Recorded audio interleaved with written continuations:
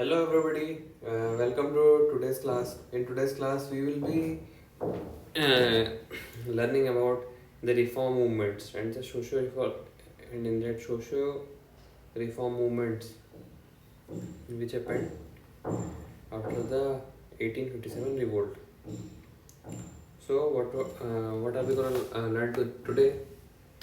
We are gonna be answering some important questions like what were the factors which gave rise to these reform movements, or why these reform movements were important.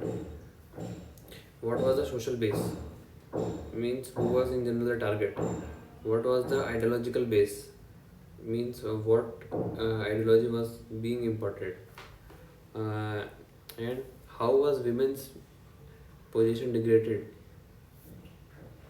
uh, which reforms were actually the major contributor in these movements, and what were the legislative measures that were taken for women, which movement undermined caste-based exploitation. So let's start and move forward. Okay. So first of all, what were the factors which gave rise to the reform movements? Presence of colonial government on Indian soil, various ills plaguing the Indian society like obscurantism, superstition, polytheism, idolatry, degraded position of women, and exploitative caste hierarchies. है ना? And or a spread of education and awareness of the world. Uh,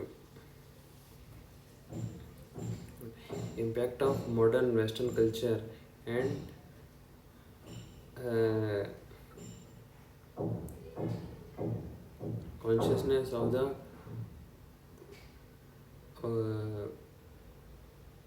foreign rule, consciousness of defeat by foreign power. Okay.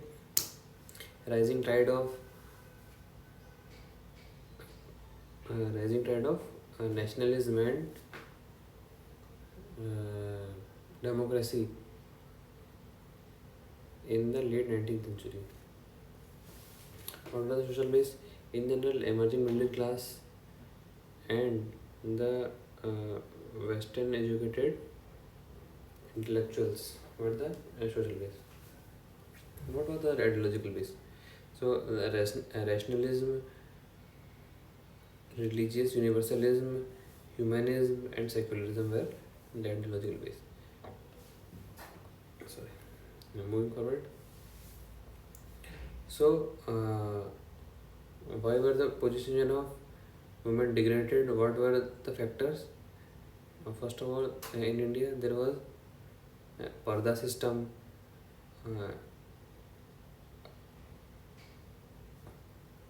lack of education, early marriage,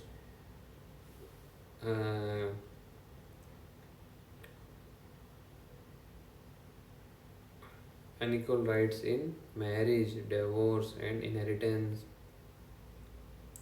polygamy, female infanticide,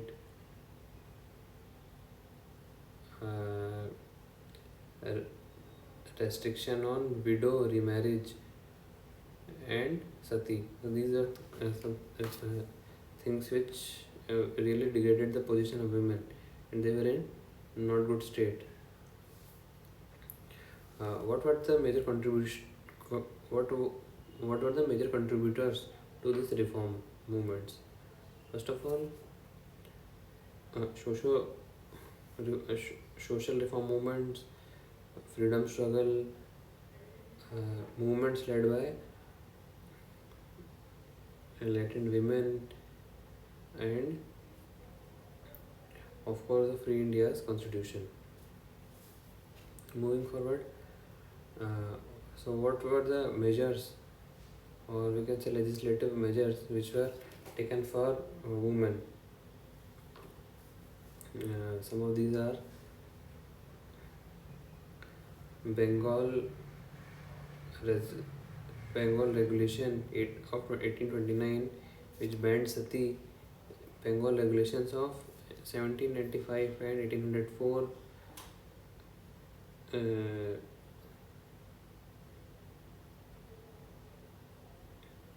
declaring infanticide illegal.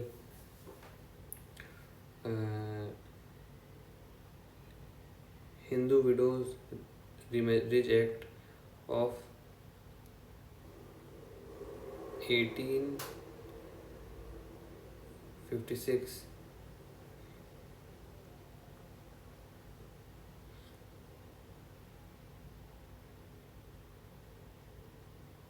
Age of Consent Act 1861, Sarda Act 1930. Okay, uh, I did some mistake, no? Hmm. Hindu Widows Remarriage Act 1856, Age of Consent Act 1891, and Sarda Act 1930. Then Special Marriage Act 1955, 1954, Hindu Marriage Act 1955, uh,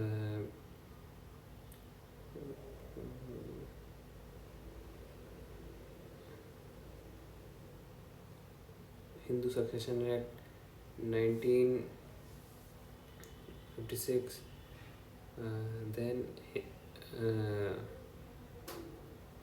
Hindu Adoption and Management Act, then Maternity Benefits Act 1956,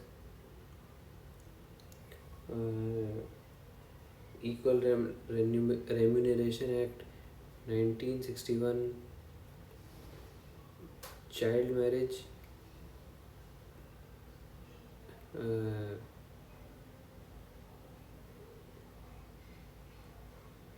Restraint Act 1976.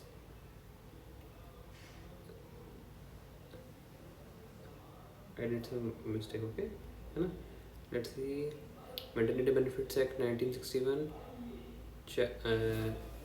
Equal Remuneration Act 1976, Child Marriage Restraint Act 1978, then Suppression of Immoral Traffic of Women and Girls. It came in power in 1956 and amended in 1986. And Prohibition of Dowry Act came in power in 1961 and amended in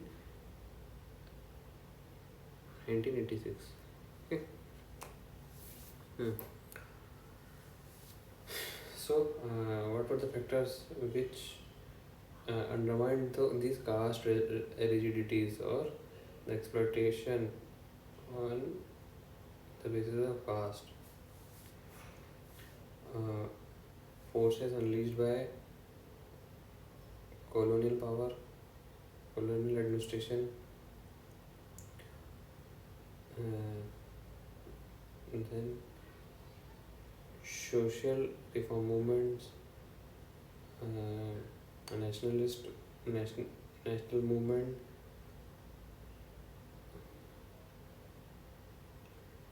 Gandhiji's campaign against untouchability, steering among lower castes due to better education and employment, and Free India's constitution. So, this was social reform movements chapter. I hope you would have learned something, or this might help in your preparations.